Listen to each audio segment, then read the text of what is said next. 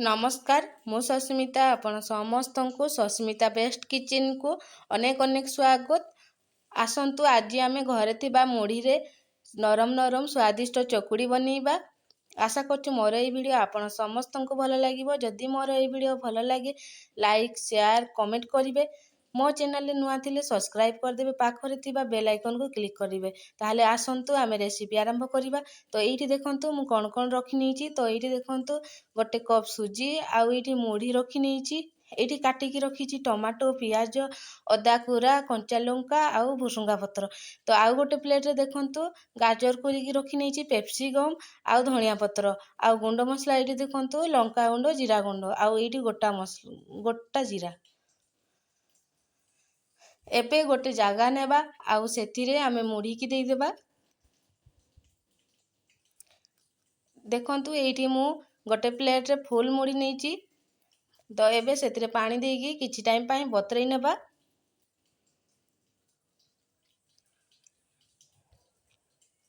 तो एबे आमे मुढ़ी की साइड कर नेबा आउ एबे सुजी गुळेबा।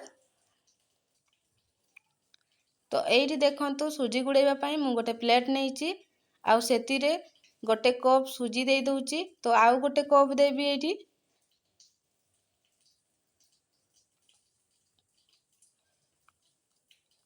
तो एठी देखंतु आउ गोटे कप देई देबा। तो एठी 2 कप सुजी देइछे माने गोटे कप रु टिके कम दही देई देबा आउ भलो भाबरे दही को मिसई नेबा।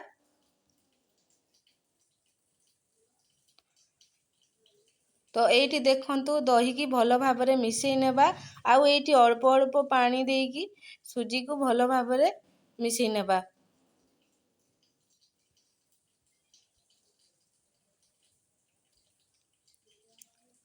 तो एठी देखंतु अल्प अल्प पानी देई नेबा आउ भलो भाबरे मिसई नेबा। आउ एठी भलो भाबरे मिसई सारला परे 15 मिनिट पई ढांकुणी मारी की रखि नेबा।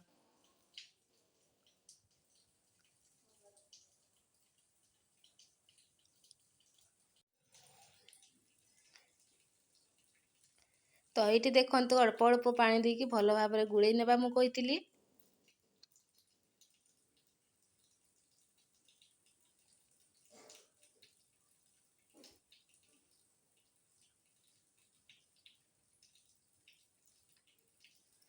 तो यही रेसिपी रे आपण माने दही निश्चिंत देबे, दही जमा भी स्किप करिवेनी।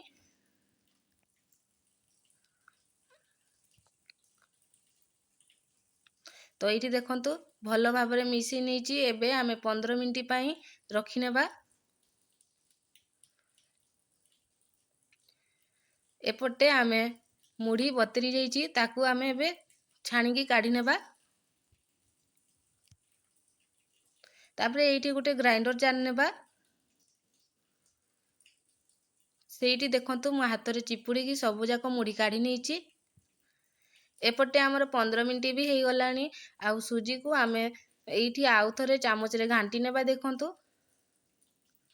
तो देखंतु एठी 15 मिनिट पई रखि नेबा काहे कि ना सुजी टिके मोटा अंश थिला से पतला हे जिवो फुली जिवो।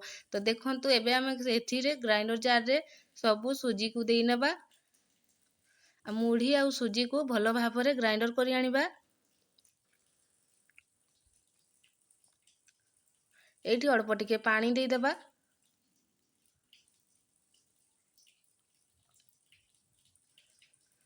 तो एठी देखंतु पूरा प्लेन करिकी भलो भाबरे ग्राइंडर करि आनिचे। तो एठी बेसी पतला करिवानी। एबे आमे गोटे बड़ जागा रे काढी नेबा।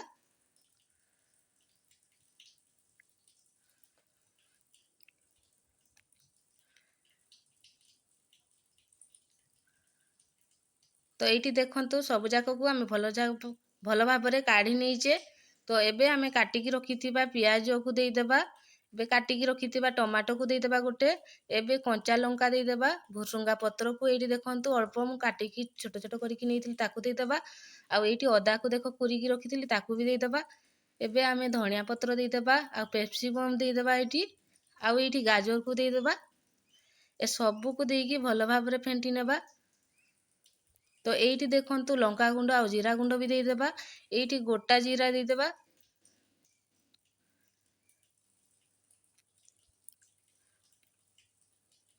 ଏଇଠି ସ୍ୱାଦ ଅନୁସାରେ ଲୁଣ ଦେଇଦେବା। ଏ ସବୁକୁ ଦେଇକି ଭଲ ଭାବରେ ଫେଣ୍ଟି ନେବା।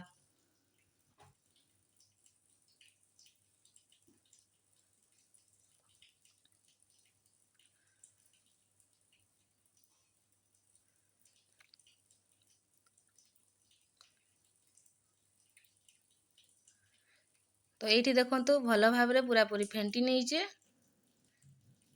ତ ଏବେ ଆମେ ବେକିଂ ସୋଡ଼ା ଦେବା କିମ୍ବା ଖାଇବା ସୋଡ଼ା ଦେଇଦେବା ଟିକେ। ଏଇଠି ଦେଖନ୍ତୁ ବହଳିଆ ହେଇଗଲା ତ ଅଳ୍ପ ଟିକେ ପାଣି ଦେଇନେବା।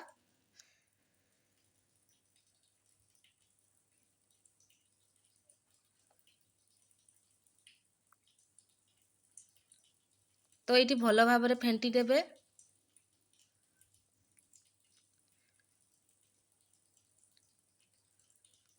ତ ଏବେ ଆମେ ଏଇଠି ଖାଇବା ସୋଡ଼ା ଦେଇଦେବା। ତ ଏଇଠି ବଡ଼ ଚାମଚରେ ଅଧା ଚାମଚ ଖାଇବା ସୋଡ଼ା ଦେବେ। ଖାଇବା ସୋଡ଼ାକୁ ଦେଇକି ସାଙ୍ଗେ ସାଙ୍ଗେ ଆମେ ଭଲ ଭାବରେ ଫେଣ୍ଟି ନେବା। ଆଉ ସାଙ୍ଗେ ସାଙ୍ଗେ ଗ୍ୟାସରେ ତାୱା ବସେଇବା ଆଉ ଚକୁଳି ବନେଇବା। ତ ଖାଇବା ସୋଡ଼ା ସବୁ ଫେଣ୍ଟି ସାରିଲା ପରେ ହିଁ ଦେବେ। ତ ଏବେ ଆସନ୍ତୁ ଆମେ ଗ୍ୟାସରେ ତାୱା ବସେଇ ନେବା। ତ ଏଇଠି ଦେଖନ୍ତୁ ଆମର ତାୱା ବି ଭଲ ଭାବରେ ଗରମ ହେଇଗଲାଣି। ସେଥିରେ ଆମେ ଅଳ୍ପ ଟିକେ ତେଲ ଦେଇ ନେବା। ଆଉ ଚକୁଳି ବନେଇବା।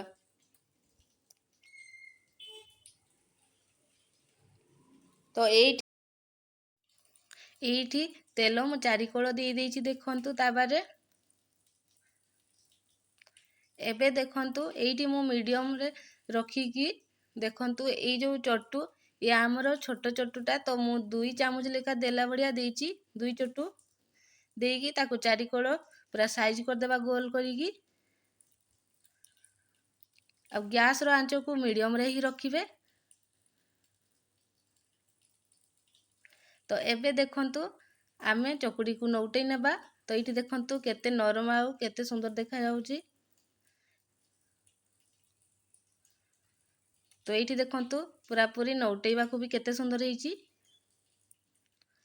ତାୱାରେ ଜମାରୁ ଲାଗୁନି। ତ ଏବେ ଆମର ଚକୁଡ଼ିଟା ରେଡ଼ି ହେଇଗଲାଣି। ଏବେ ଆମେ ଗୋଟେ ଥାଳିକୁ କାଢ଼ି ନେବା।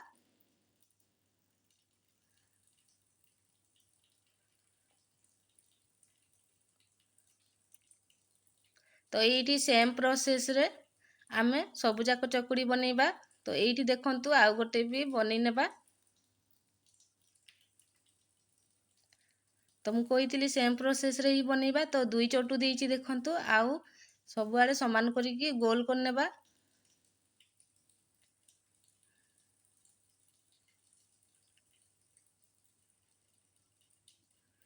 ଦେଖନ୍ତୁ ଆମର ଦ୍ୱିତୀୟ ପିଠାରେ ବି ହେଇଯାଇଛି।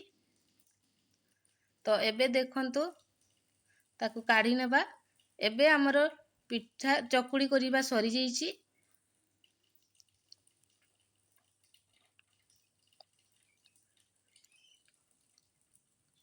ତ ଏଇଠି ଦେଖନ୍ତୁ ଏବେ ଆମର ରେଡ଼ି ହେଇଯାଇଛି ଘରେ ଥିବା ମୁଢ଼ିରେ ନରମ ନରମ ସ୍ୱାଦିଷ୍ଟ ଚକୁଡ଼ି ପିଠା। ତ ଏବେ ଆମେ ଗୋଟେ ଥାଳିରେ ଚକୁଡ଼ିକୁ କାଢ଼ି ନେବା ଦେଖନ୍ତୁ।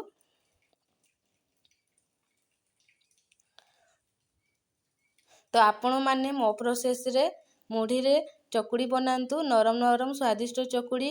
ଆଉ ଏହି ଚକୁଡ଼ିକୁ ଟମାଟୋ ସସ୍ ଲଗେଇକି ଖାଇବେ ତ ୟାର ଟେଷ୍ଟ ଆହୁରି ଭଲ ଲାଗିବ। ଆଉ ସକାଳର ଜଳଖିଆରେ ୟାକୁ ନିହାତି ବନାନ୍ତୁ ମୋ ପ୍ରୋସେସରେ।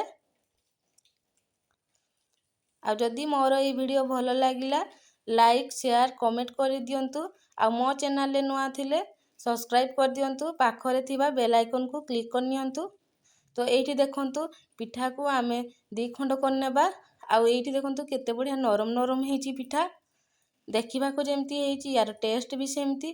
ଆଉ ଟମାଟୋ ସସ୍ ଲଗେଇକି ଖାଇଲେ ଆହୁରି ଟେଷ୍ଟ ବଢ଼ିଯିବ।